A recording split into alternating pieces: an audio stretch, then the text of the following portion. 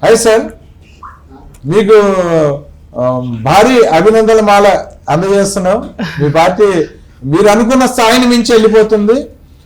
అనుకున్న స్థాయిని మించి ఏం కాదు, మేము 160 స్థానాలు అనుకున్నాము. 170కి మేము ఎటువంటి అనుమానం లేదు. మేము మొదటి నుంచి చెప్తుంది తెలుగుదేశం పార్టీ విజయ బావుట ఎగరేస్తుంది. One side. మేము ఇప్పుడు కాదు, గత 3 ఏళ్లుగా చెప్తున్నది. జగన్మోహన్ రెడ్డి వచ్చిన 1 నెలకే అతను అసమర్థుడని చెప్పి ఆంధ్రప్రదేశ్ రాష్ట్ర ప్రజలు నిర్ణయం తీసుకున్నారు. ఈ రోజు అదే ఫలితాలు ఆంధ్ర రాష్ట్ర ప్రజలు ప్రతి ఒక్కరు ఇచ్చిన పరిస్థితి మనం చూసాం. రాష్ట్రంలో మనం చూస్తే ఈ రోజు చేయని అరాచకం లేదు. ఎస్సీ ఎస్టీల మీద ఎస్సీ కేసులు పెట్టారు. ఈ రాజ్యాంగాన్ని మార్చేసి రాజారెడ్డి రాజ్యాంగం అంటూ తీసుకొచ్చి ప్రతి ఒక్కరి మీద దారుణమైన దాడులు. రాష్ట్ర వ్యాప్తంగా చేయని అరాచకం లేదు. ఈ రోజు మీరు గమనిస్తే 151 సీట్లు ఇచ్చిన మ్యాండేట్ ఇచ్చిన వైఎస్ఆర్ కాంగ్రెస్ పార్టీకి ఎటువంటి రిజల్ట్స్ రావాలో తర్వాత ఎన్నికల్లో అటువంటి వచ్చినాయా అంటే లేని పరిస్థితి. అమరావతి లాంటి చోట ఎంతో దారుణంగా ఆ అమ్మ లాంటి అమరావతిని చంపేశారు. అటువంటి రైతుల అమ్మలను కూడా చంపేశాడు. అందుకనే ఈ రోజు ప్రతి ఒక్కళ్ళు కూడా క్లియర్ మ్యాండేట్ ఇచ్చారు. మాకు రాజధాని కావాలి, మాకు అభివృద్ధి కావాలి, చంద్రబాబు నాయుడు గారి పాలన కావాలి, మాకు పవన్ కళ్యాణ్ గారి లాంటి సమర్థ నాయకత్వం మాకు ఉండాలి అనే స్పష్టమైన విధానంతో ఈ రోజు రాష్ట్ర ప్రజలంతా క్లియర్ మ్యాండేట్ ఇచ్చిన పరిస్థితి మనం చూసాం.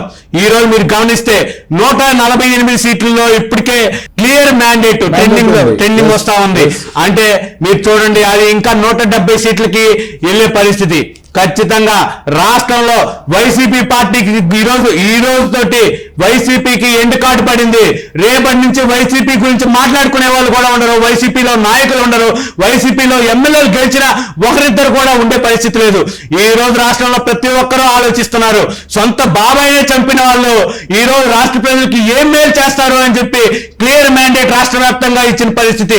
అందుకనే Telugu Desam party, Janasena party, BJP 3 పార్టీలు కలిసిన కూటమికి అభినందనలు వాళ్ళ ఓట్లతో తెలిపిన పరిస్థితి రాష్ట్ర వ్యాప్తంగా మనం చూసాం. పిన్నెల్లి రామకృష్ణారెడ్డి లాంటి వాళ్ళు అయితే అసలు ఈవీఎంలు బద్దలు కట్టి అసలు ఓట్లు వేసేదానికి ప్రజలు పోనీయకుండా చేసిన పరిస్థితుల్లో కూడా ఉన్నారు.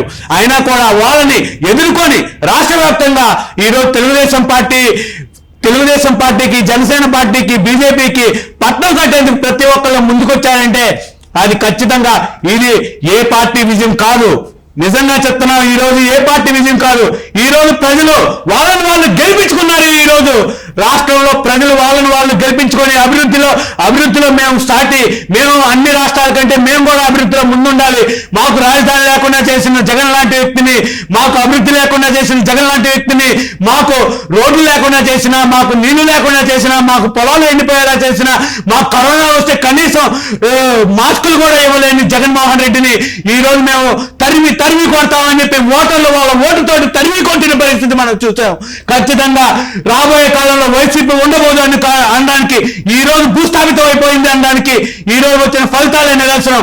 పులివెందులో కూడా జగన్మోహన్ రెడ్డి ఓడిపోతున్నాడు అంటే అర్థం చేసుకోండి. ఖచ్చితంగా తెలుగుదేశం పార్టీ ఈ రోజు 175కి 170 స్థానాల్లో విజయం సాధిస్తుంది. తెలుగుదేశం జనసేన కూటమి ఖచ్చితంగా రాబోయే రోజుల్లో సుభిక్ష పరిపాలన, చంద్రబాబు నాయుడు గారి నేతృత్వంలో ఆయన ముఖ్యమంత్రి ఖచ్చితమైన పాలన ఈ రోజు రాబోతుందని మేము తెలియజేసుకుంటా ఉన్నాం. ఇంకో విషయం అండి, జగన్మోహన్ రెడ్డి చేసిన ఎన్నో రాజకీయాల్లో మన రాష్ట్ర ప్రజలు ప్రతి ఒక్కరు గుర్తుంచుకోదగ్గది సుధాకర్ గారి హత్య. సో ఆ సుధాకర్ గారిని చంపిన రోజు బాధపడిన ఆంధ్రుడు అంటూ లేడు. వాస్తవం. ఈ రోజు ఒక డాక్టర్ కావాలంటే ఎంత కష్టపడాలి. అందులోనూ ఆయన ఎనస్థీషియన్ డాక్టర్, చాలా సమర్థవంతంగా పనిచేసే వ్యక్తి అయి ఉండాలి. అటువంటి వ్యక్తిని సేవా దృక్పథం ఉన్న వ్యక్తి, ఒక దళిత డాక్టర్, ఒక దళిత సమాజంలో పుట్టి, నిజంగా వాస్తవంగా చెప్పాల్సుకున్న మనం ఓపెన్ గా మాట్లాడుకుంటే దళిత సమాజంలో పుట్టి డాక్టర్ కావాలంటే ఎంతో కష్టపడాలి. నిజంగా అంటే డబ్బున్న వాళ్ళు సీట్లు కొని ఇట్లా చేస్తే చేయొచ్చు, కానీ దళిత సమాజంలో పుట్టి ఒక పేద బలహీన వర్గాలకు చెందిన ఒక డాక్టర్ ఈ రోజు చనిపోయి, అసలు ఆ చనిపోవడం కూడా దారుణంగా గుడ్డలు విప్పి పెడరెక్కలు విరిచి రోడ్డు మీద పండబెట్టి అసలు దారుణంగా పోలీసుల చేత కొట్టించి వేధించి అసలు నెల రోజులు హింసించి వాళ్ళ తల్లిదండ్రుల్ని రోడ్డు మీద పడేసి వాళ్ళ తల్లిని రోడ్డు మీద కీడ్చి ఇటువంటి అన్ని చేసి ఆయన చనిపోయే వరకు అతనే కాదు ఓంకార్ అనే దళిత వ్యక్తిని ఇంకా కరుణాకర్ అనే డ్రైవర్ సుబ్రహ్మణ్యం గారిని డోర్ డెలివరీ చేసి మేము ఏమైనా చేస్తే మీరెవరు అడగడానికి మీకేం దిక్కున్న చోటు చెప్పుకోండి అనే విధంగా వైసీపీ చేసిన అరాచక పాలనకి ఈ రోజు ప్రజలు ఖచ్చితంగా బుద్ధి చెప్పారని చెప్పుకోవాలి. అమర్నాథ్ గౌడ్ ఈ రాష్ట్రంలో మెయిన్ గా జల్లయ్య కల్లయ్య అజయ్ అంటూ ప్రతి ఒక్కళ్ళు కూడా ఈ రోజు మనం చూస్తున్నాం 150 దాటిపోయింది. 150 దాటిపోయిందంటే 150 సీట్లు దాటిపోయింది మ్యాండేట్ అంటే ఈ రోజు ఖచ్చితంగా ఈ అరాచకాలన్నింటినీ ప్రజలు గమనించారని చెప్పుకోవాలి. తెలుగుదేశం పార్టీ గతంలో ఓడిపోయినప్పుడు కూడా మీరు గమనిస్తే 23 సీట్లు వచ్చినప్పటికీ కూడా మేము ఆ రోజు జగన్ మీద ఉన్న పాజిటివ్ ఓట్ బ్యాంక్ ఆ రోజు జగన్కి ఒక ఛాన్స్ ఇద్దామనే నమ్మకం. కానీ అటువంటి నమ్మకాన్ని ఎన్ని రోజులు జస్ట్ 2 to 3 months లోనే ఆయన రాష్ట్ర వ్యాప్తంగా పోగొట్టుకున్న పరిస్థితి.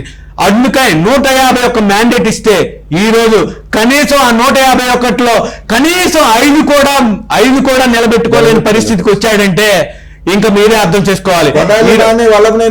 కౌంటింగ్ కేంద్రాల నుంచి అసలు వాళ్ళు అసలు ఇంకా రాజకీయాల్లోనే ఉండరు.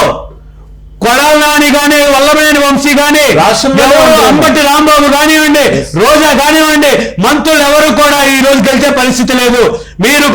ఈ రోజు మేము చెప్తా ఉన్నాం, మేము నిజంగా దాడులకి తెగబడము. మాకు ఈ రోజు మా అధినేత మాకు స్పష్టమైన ఆదేశాలు ఇచ్చారు. గెలిచినా కూడా మీరు సంబరాలు చేసుకోండి కానీ ఎవరిని గాయపరచవద్దని ఇప్పటికీ మా అధినేత మాకు ఒకసారి చెప్పిన పరిస్థితి. మేము మా అధినేత మాటలను అయితే మేము జవదాటం. కానీ ఖచ్చితంగా దాడులకు ప్రేరేపిస్తే మాత్రం మేము తగ్గం. మేము నిజంగా మా తెలుగుదేశం పార్టీలో ఉన్న క్రమశిక్షణ అందరికీ తెలిసిందే. ఖచ్చితంగా మేము ఏదైనా దాడులు చేస్తే ముందు మమ్మల్ని సస్పెండ్ చేస్తాం మా అధినేత.